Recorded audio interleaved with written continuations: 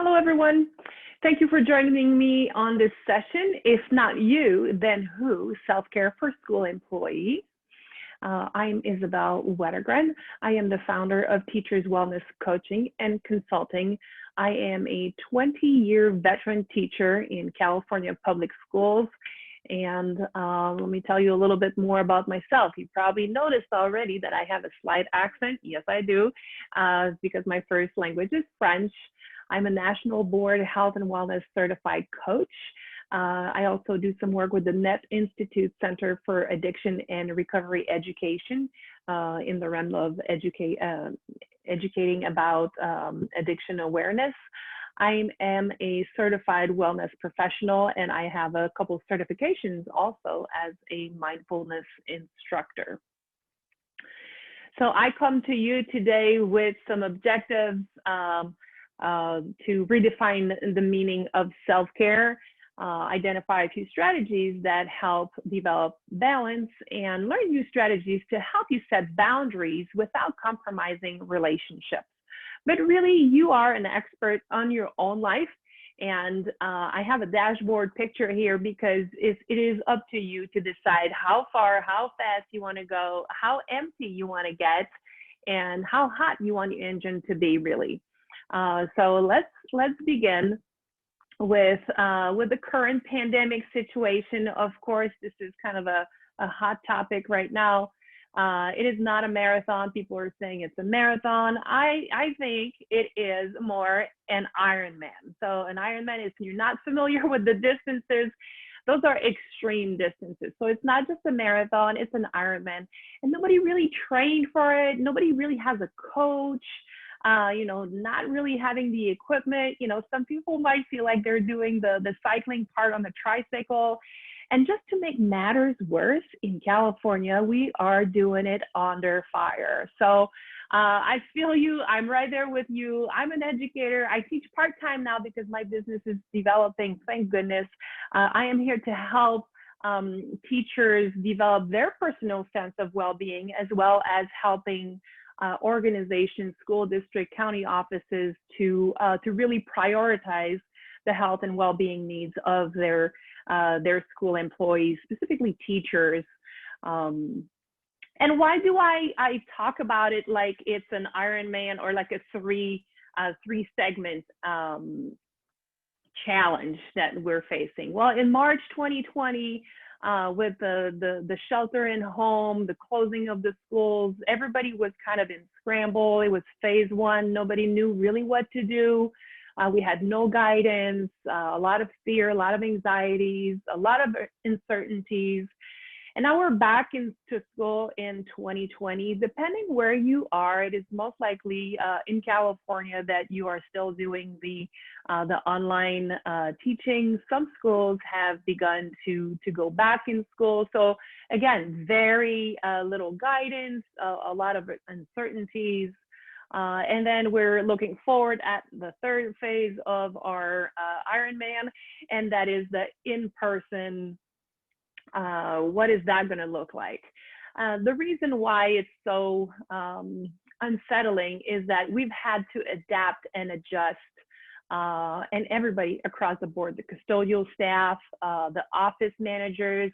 Now I have a picture of people putting together boxes so that the kids can have school supplies for online learning. So everybody's job description has changed tremendously. Everybody's feeling stretched thin. And I just hope, and this is a picture of my daughter. She's a senior this year, and she's feeling it. So when we went to get her senior pictures taken, we thought it would be very representative for her to wear the mask and close her eyes on 2021, trying to keep a positive outlook on this coming year. Self-care isn't selfish. A lot of us, we are giving people. We are the type of personalities that we like to give. We like to feel of service. And that is a beautiful quality. However, we want to make sure that we don't run ourselves to the ground. So self-care is something that is defined by you. Let me move my little picture. Self-care is defined by you. Self-care for me means something different than self-care for you or for whoever is watching this presentation. It can be preparing a healthy meal. It can be picking up some food from like takeout food. It can be taking a nap. It can be staying, going to bed a little bit later. It can be moving your body. And here I'm very careful not to use the word exercise because people will use the excuse, well, my gym is closed. There are ways for you to move your body, and exercise has a kind of a negative connotation to it. I'm a physical education teacher, so I really be careful about using the word exercise because a lot of people, they get turned off just by the word exercise. They're just move your body, turn on the music, dance, move those hips, add some claps, whatever it is, go up and down the flights. And we used to say, the parking lot, park far from the entrance. Keep doing that. Keep doing that. Every step, every little movement you add to your body really makes a difference. Turning off your electronics, give yourself permission. Press the power off, right? So that's something that you can do. Turning off your notification. Now I'm noticing when I'm working with my health and wellness clients that they feel a slave to their phone. It goes ding and doo-doo-doo. So there's different tones, and there's this sense of urgency that we have. If you turn off those notifications, you will notice that it's very freeing not to have this mental responsibility. I feel like the urge to respond. Asking for help, it takes humility. Asking for help is really an important one. Moisturizing, that can be an act of self-care. Flossing, that can be an act of self-care. Delegating. And here I'm putting it little stars next to it because delegating is once you delegate, just let go of the outcome. Just don't try to control the product. If you're telling someone, can you please do the laundry, and they're mixing colors, try to not be so hard. They're trying to help. So that's one thing. In terms of self-care, it doesn't matter what the action is. It's really the intention behind the action. As such, moisturizing, you can make it like a little ceremony, preparing a cup of tea. It's the intention behind the action that really makes a difference. Now, work-life balance, we know most of us are working from home. I'm assuming some people are in the office. Our administrators are just really working so much right now, and our custodials and our classified employees, even our para-educators, they're learning new skills that they never even had access to a computer, and now they're allowed to teach even. So work-life balance is really important. There's a learning curve to the new job. We feel some of us are more perfectionists. This is no time to be perfectionists. It's time to let go a little bit. For developing working balance, these are tips that I find very useful. The primary one is to identify and honor your values. What are your values? We find ourselves out of balance when we are outside of our values, right? So if we really, really value family time and we find ourselves working 14, 15 hours on the weekend, compromising the quality time that we have with our family, that is when we're going to run out of balance. Developing a routine, oh my goodness, everybody talks about developing a routine. Stick to it as much as possible. As you develop your routine, try to drop activities that really take your time, like such as perhaps going on social media.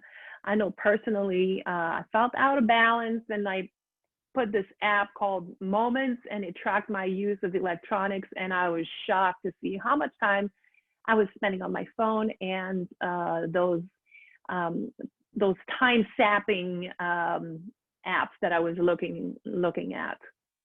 Making moving your body a priority. Again, don't think about it as exercise.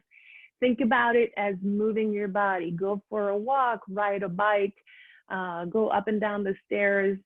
On YouTube right now, there are so many yoga videos, exercise videos. You can find one that you like. just move with your kids, take your dog out for an extra 15-minute walk, whatever it is, it really, really is going to help you with your sense of balance. When you are building your routine, make sure that you have downtime in your routine. You don't want to be scheduled so tight that you don't have any time to rest, because we know life is uncertain. There's always something that's going to happen. So make sure that you create some time and some space within your routine, that you're not going to run out and feel like you're running out of time. All right, building a support system. And I call it building your Fab Five. Who are your 5 people that you can count on? And try to vary those 5 people. So you can have someone at work, someone in your family, your neighborhood, a friend, and perhaps someone in your social circle, like the PTA if you have children in school. Try to find yourself. This is really important to have an area of friends that you can, a friendship support that you can reach out to. Those are the kind of people that you know you're going to call and they're going to drop everything they do to support you, and you'll do the same for them. Making a checklist. So those of us who are achievers, you like to achieve, do your checklist. You know, maybe it's like your teaching time, done, done, done, right? Because sometimes looking at the whole day can seem overwhelming. So by segmenting, by making little chunks of activities, you can just check them off, and I don't know, there's a psychological effect that takes place. You feel like you've achieved something, you've accomplished something, so check. Gratitude is really important also. There's always someone somewhere that is suffering more than we are. So making sure that we are taking the time to honor the blessings that are in our way. Okay, and focus on what you have control over. A lot of time we focus on, you know, you and this and that, but really what we have control over, and this is something that I use a lot with my clients struggling in addiction, what you have control over really is your action and your attitude.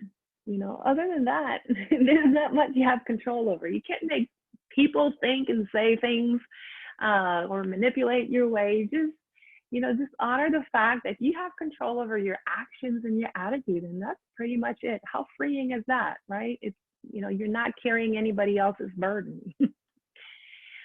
Okay, here, in terms of setting boundaries, I often use these 2 images in comparison. So we want to be able, when we set healthy boundaries, we want to be able to set a white picket fence around our garden of life rather than a barbed wire. So with this, I mean, you know, you want to be kind, but you want to be firm. Again, identifying and honoring your values is super duper important. It's probably the first thing that I do when I work with clients in health as a health and wellness coach. That's the one thing that we do. You know, let's talk about your values. What is it that you value? Making self-care a priority. That's really important. Dropping everything because, you know, dropping your tennis match or, you know, your walk or something to help someone, maybe you can delay the help that you're going to provide someone. So make sure that you do self-care your priorities. Don't skim out on that because you're going to pay the price later. Practicing self-awareness is also very important. It's easy to identify the faults in others and the faults in the system and all that. But oftentimes, like having an introspective reflection, what is it that I'm doing? What is my part in this situation? So having some self-awareness can really be beneficial. Practicing saying no. I know a lot of us, we have a hard time doing this, but it will pay off in the end. This is a skill that at first is going to feel so uncomfortable. You're going to feel like you're letting down your people, but really you're not letting down your people. You're putting yourself first. And, you know, a lot of the time that's what is necessary, you know, and what's the worst that can happen? Identify and removing negativity. I found that when I watch the news just a little bit, because I still need to get some of the news. I found that my mood and my attitude, my overall attitude really improved. Negativity also, like the people around me, I gotta just be careful. Those who are more negative, I'll check on them, but via text and not necessarily going and spending an hour with them, because I value people's friendship. You know, I don't want to hurt other people's feelings, but I need to protect myself also from the negativity. Beware of codependency traps, and this is something that that we might be doing. Most of us, we're doing it from a good place, but over time it becomes really taxing. If you have a colleague, let's say that is not really familiar with electronics and the whole teaching online, and you find yourself sharing all of your assignments and teaching them how to do things, you're not really helping them. So maybe at first you do it, and then you just say, you know, here's online training that you can take. Let me know if you need more help, but I really got to go back to my class. So setting those boundaries can be difficult, but really necessary, because the more you give, the more people will ask, right? So just making sure that there's a fine line between being helpful and being codependent. So that's up to you to decide when that threshold is being crossed over. And give yourself permission. So at the end of the day, when you press the power button on the computer, just say, I am done with my day. Give yourself permission, right? That is the number one thing that people have a hard time doing these days. Giving yourself permission. I give myself permission for self-care. I give myself permission to take a nap. You know, I give myself permission to not return that email right away. And communicating effectively, oh, easier said than done. So do your best. It's complicated. I give like entire workshops on effective communication, but let me just show you the next slide. All right, here it is. Sorry about this.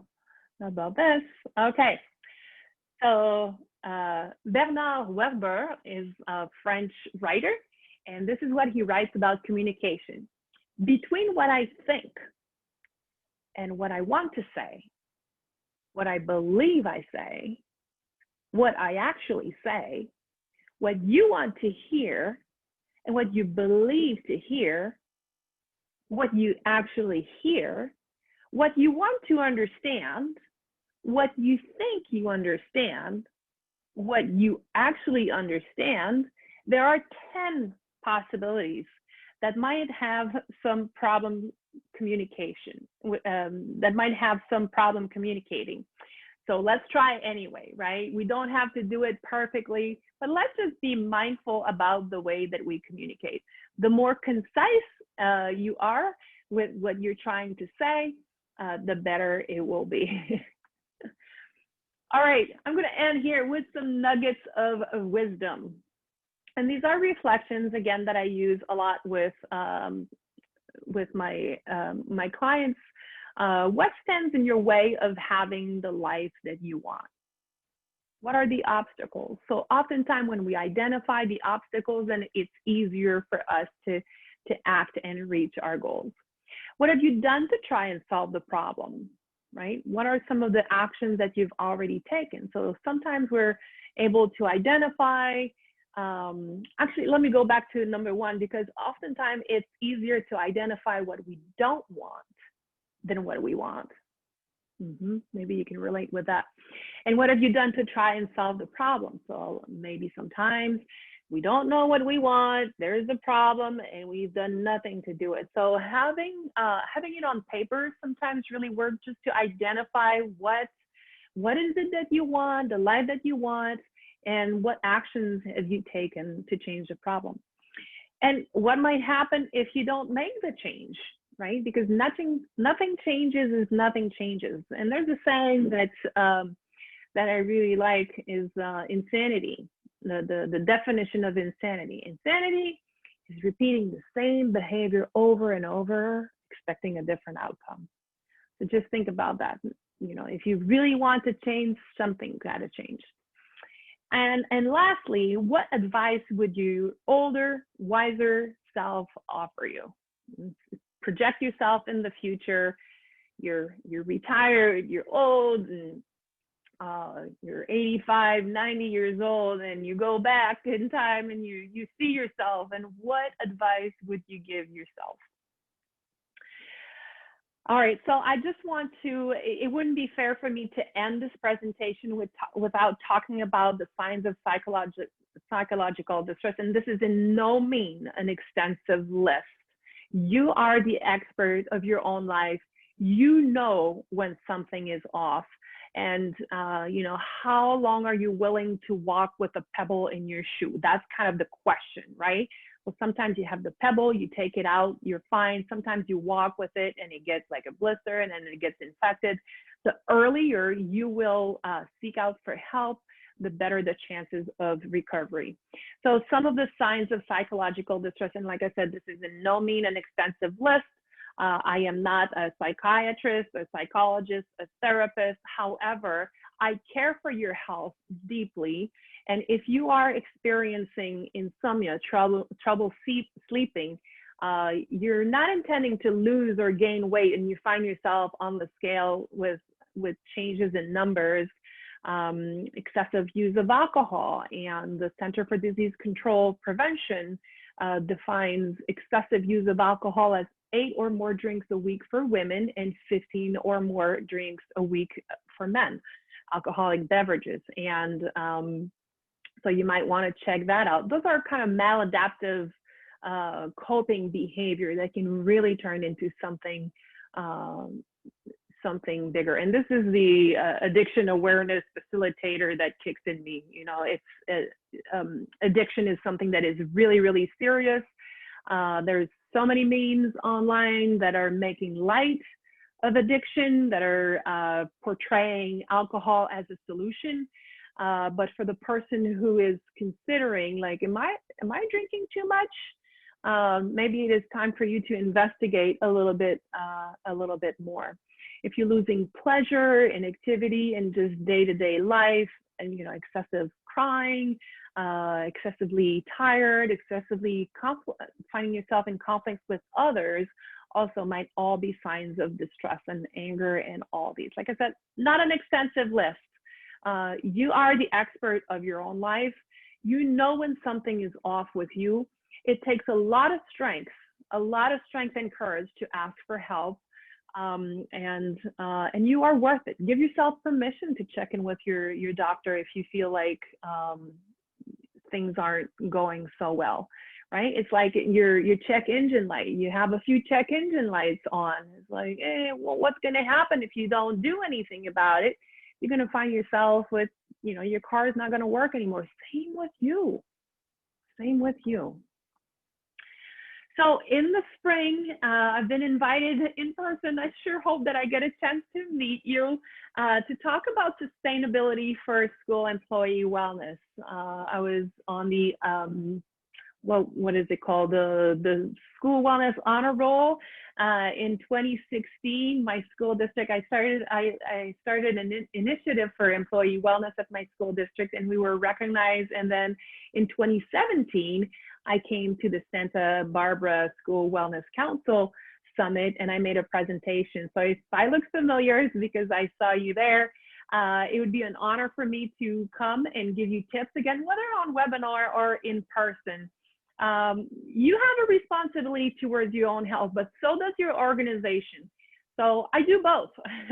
I help people reach their health and wellness goals, but I also guide school district, county office of education, and the such professional organizations to also review their policies, their environment, the way the education opportunities for their staff so that they can live a healthy and well lifestyle. So please connect with me. I'm on LinkedIn. I'm very active on LinkedIn. I also have a Facebook page called Teachers Group, Teachers Wellness, and there's my email address. Anytime you need a tip, you need some help, you're an administrator, you're like, oh my goodness, where do I start? Because a lot of the times people mean well, like they want to do a wellness thing. And then on the other end, the way it's received, it's like, this wellness thing is just another thing to do. So make sure that you hire an expert in employee wellness. And that's me, right? We come in and we assess. We have assessment tools, and we can guide practice and policy making and that kind of thing. So that is it for me today. I sure hope I get a chance to meet you in person in the spring. And if I don't, my friends, be well and take care of yourself, because nobody else will. And if not you, then who? If not now, then when? Give yourself permission. Be well.